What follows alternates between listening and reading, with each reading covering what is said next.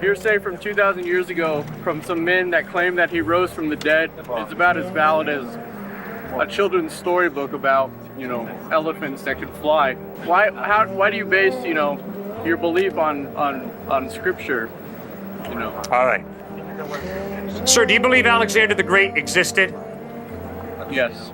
Did you ever see him? No. Did you ever talk to him? I don't disbelieve Jesus' existence. I disbelieve the, acts that are attributed to Jesus. All right.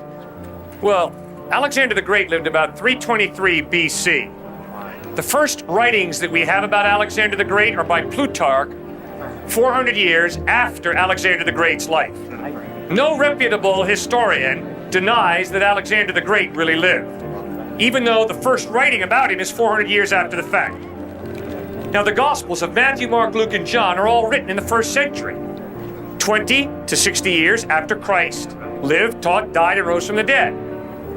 Those Gospels, if you read them, they're not children's stories. The literary style is not fairy tale, it's historical narrative. That's right.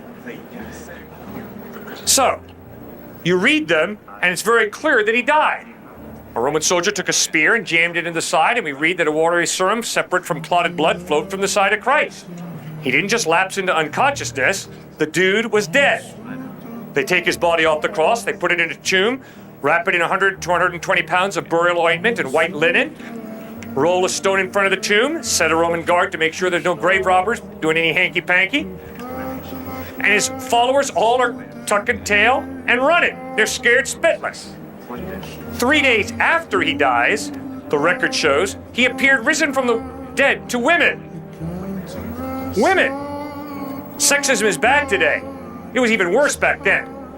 If you wanted to foist a fable on society that a dead Christ had risen from the dead, you wouldn't put a woman as your first eyewitness. That was not the way to gain credibility in that highly sexist, chauvinistic society. But that's who Christ first appeared risen from the dead to. Then he went looking for Peter, the dude who denied him 3 times, knowing. And he appeared to Peter. Peter was willing to die, not for a belief. He died for what he claimed to have seen, the dead Christ risen from the dead.